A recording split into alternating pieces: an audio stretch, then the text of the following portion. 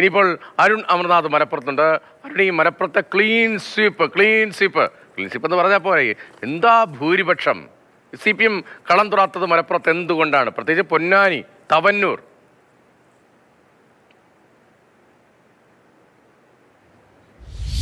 Ratheesh, CK പറഞ്ഞ ഇടത്ത് തന്നെയാണ് എനിക്കും തുടങ്ങാനുള്ളത്. CPM-നെ സംബന്ധിച്ച് വൈകാരികമായ അടുപ്പമാണ് അണികൾക്കും പ്രവർത്തകർക്കും ഒക്കെ പ്രസ്ഥാനത്തിനുള്ളത്. അതേ വൈകാരികത വെച്ച് പുലർത്തുന്ന ഒരുപാട് മണ്ഡലങ്ങൾ മലപ്പുറത്തുമുണ്ട്. മലപ്പുറം ഒരിക്കലും CPM-ന്റെ കോട്ടയല്ല. CPM-ന്റെ ശക്തി കേന്ദ്രമായി മലപ്പുറം ജില്ല വിശേഷിപ്പിക്കാനാവില്ലെങ്കിൽ പോലും CPM-നെ കൈവിടാത്ത സ്ഥലങ്ങളായിരുന്നു ഈ രതീഷ് സൂചിപ്പിച്ച പൊന്നാനിയും തവനൂരും എല്ലാം തന്നെ. പൊന്നാനിയിൽ നിന്ന് തന്നെ തുടങ്ങുകയാണെങ്കിൽ കനലൊരു തരി എന്നൊക്കെ വിശേഷിപ്പിക്കുന്ന തരത്തിൽ തന്നെ പൊന്നാനി അവശേഷിക്കുമെന്നൊക്കെ CPM പ്രവർത്തകർ ഈ വോട്ടെണ്ണൽ തുടങ്ങുന്ന നിമിഷം വരെയും പ്രതീക്ഷിച്ചിട്ടുണ്ടാവും. പൊന്നാനി ഒരിക്കലും CPM-നെ കൈവിടില്ല എന്നുള്ളത് തന്നെയായിരുന്നു CPM-ന്റെ പ്രതീക്ഷ. കാരണം കണ്ണൂർ ജില്ലയിലെ മണ്ഡലങ്ങളിലെയൊക്കെ പോലെ പാർട്ടി ചിഹ്നത്തിൽ പതിറ്റാണ്ടുകളായി പാർട്ടിയുടെ ആധിപത്യം, മലപ്പുറം ജില്ലയിൽ മറ്റെന്ത് സംഭവിച്ചാലും പച്ചക്കോട്ടയായി മലപ്പുറം നിൽക്കുമ്പോഴും പൊന്നാനി ചുവന്ന് തന്നെ നിൽക്കുന്നതാണ് നമ്മൾ കാണുന്ന പതിവ്. കഴിഞ്ഞ തവണ വിഭാഗീയതയുടെ വിഷയങ്ങൾ എടുത്തു പറയുകയാണെങ്കിൽ കൂടി കഴിഞ്ഞ തവണ പരസ്യ പ്രകടനം CPM സ്ഥാനാർത്ഥിക്കെതിരെ CPM-ന്റെ ഒരു വിഭാഗം നടത്തിയപ്പോഴും 17,000 ആയിരുന്നു അവിടെ ഭൂരിപക്ഷം ഉണ്ടായത്.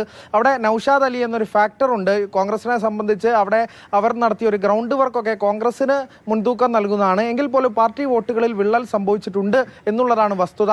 ഒരു വിഭാഗത്തിന് വിഭാഗീയത കൂടി അവിടെ പ്രതിഫലിച്ചോ എന്നൊരു ചോദ്യം പൊന്നാനിയിൽ ഉയർന്നു നിൽക്കുന്നുണ്ട്. തവനൂരിലേക്ക് വരികയാണെങ്കിൽ 2011 മുതൽ KT ജലീൽ കോട്ടയായി കാത്ത തവനൂരാണ്. ആ തവനൂരിൽ VS ജോയ് വരുമ്പോൾ കൂടി തവനൂരിൽ ജലീലിനുണ്ടായ വ്യക്തിബന്ധങ്ങളൊക്കെ കേന്ദ്രീകരിച്ച് വലിയൊരു പ്രതീക്ഷ അവിടെ ഉണ്ടായിരുന്നു. പക്ഷേ KT ജലീലിനെയും LDF-നെയും തവനൂരും കൈവിട്ടു എന്നുള്ളത് തന്നെയാണ്. ഈ ഒഴുക്കൽ രണ്ട് മണ്ഡലങ്ങളിലും 20,000-ൽ താഴെ 10,000-ന് മുകളിൽ ഭൂരിപക്ഷം ഉണ്ടെങ്കിൽ പോലും UDF പ്രതീക്ഷ ഭൂരിപക്ഷം 3,000 മുതൽ 5,000 വരെ മാത്രമേ ഉള്ളൂ എന്നുള്ളതാണ്. ക്ലീൻ സ്വീപ്പ് എന്ന് പറയുമ്പോൾ 7 മണ്ഡലങ്ങളിലാണ് ഇത്തരത്തിൽ 50,000-ന് മുകളിൽ, അതിൽ 60-ഉം 85-ഉം ഭൂരിപക്ഷം നമ്മൾ കണ്ടു. 40,000, 30,000, 20,000 ഭൂരിപക്ഷമാണ്. ആകെ 2 മണ്ഡലങ്ങളാണ് തവനൂരും പൊന്നാനി. 10,000-ൽ താഴെ, 10,000-ന് മുകളിൽ, 20,000-ൽ താഴെ ആയി എന്നത് അതും ആശ്വാസത്തിന് വകയല്ല. CPM-നെ പൂർണ്ണമായും കൈവിടുന്നു മലപ്പുറം എന്നുള്ളതാണ്. അത്തരത്തിൽ ഒരു കാര്യം കൂടി ചോദിക്കണം. KT ജലീലിന്റെ കാര്യമാണ് പ്രത്യേകമായി. KT ജലീൽ വലിയ അട്ടിമറി, ഒരു പുതിയൊരാൾ വരുന്നു, ഒരു വിപ്ലവ സ്വഭാവത്തിൽ പുതിയൊരാൾ ലീഗ് വിട്ട് വരുന്നു.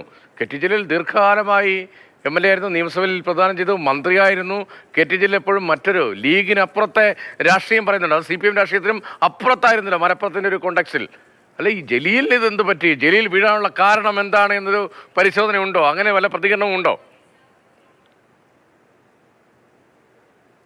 വളരെ അഗ്രസീവായി തന്നെ ലീഗിനെ നേരിടുന്ന ഒരു വ്യക്തി കൂടിയാണ് KT ജലീൽ. അതുകൊണ്ട് തന്നെ ലീഗിനെ ഒരു വ്യക്തിപരമായി തന്നെ ജലീലിനെ ടാർഗറ്റ് ചെയ്യുന്നതും ലീഗ് വേഴ്സസ് ജലീൽ എന്നുള്ള രീതിയിൽ നമ്മൾ കണ്ടതാണ്. അവിടെയും അടിയുറച്ച് നിന്നുകൊണ്ട് ഒറ്റയാൾ പോരാട്ടം നടത്തിയ KT ജലീലിനെ നമ്മൾ കണ്ടതാണ്. കഴിഞ്ഞ തവണ അത്തരത്തിലൊരു ക്യാമ്പയിനും കോളിളക്കവും ഉണ്ടായി. 2021-ൽ ഫിറോസ് കുന്നംപറമ്പൻ എന്ന ചാരിറ്റി പ്രവർത്തകരുടെ മണ്ഡലത്തിലേക്ക് വരുമ്പോൾ പോലും ജലീലിന് അടി തെറ്റിയില്ല. 2,500-ലേക്ക് ഭൂരിപക്ഷം കുറഞ്ഞു എന്നാണ്. പക്ഷേ അവിടെ പോലും നമ്മൾ അതിൽ നിന്ന് വായിച്ചെടുക്കേണ്ടത് UDF-ന് അനുകൂലമായി അല്ലെങ്കിൽ UDF-ന്റെ സ്വാധീനം, ലീഗിന്റെ ഉൾപ്പെടെ സ്വാധീനം വർദ്ധിച്ചു വന്നതായി തന്നെ അവിടെ കാണേണ്ടത് കൂടിയുണ്ട്. എങ്കിൽ പോലും ജലീലിന് വോട്ടുകളിൽ സ്ഥിരമായി ജലീലിന് കിട്ടുന്ന പോക്കറ്റുകളിൽ നിന്ന് വിള്ളൽ ഉണ്ടായിട്ടുണ്ട് എന്നുള്ളത് തന്നെയാണ് അതിൽ വ്യക്തമാകുന്നത്. അതിൽ ചില വീഴ്ചകൾ ഉണ്ടായിട്ടുണ്ട് എന്നുൾപ്പെടെ പാർട്ടി പരിശോധിക്കേണ്ടതായി ബാക്കിയാക്കുന്ന ഘടകങ്ങളുണ്ട്.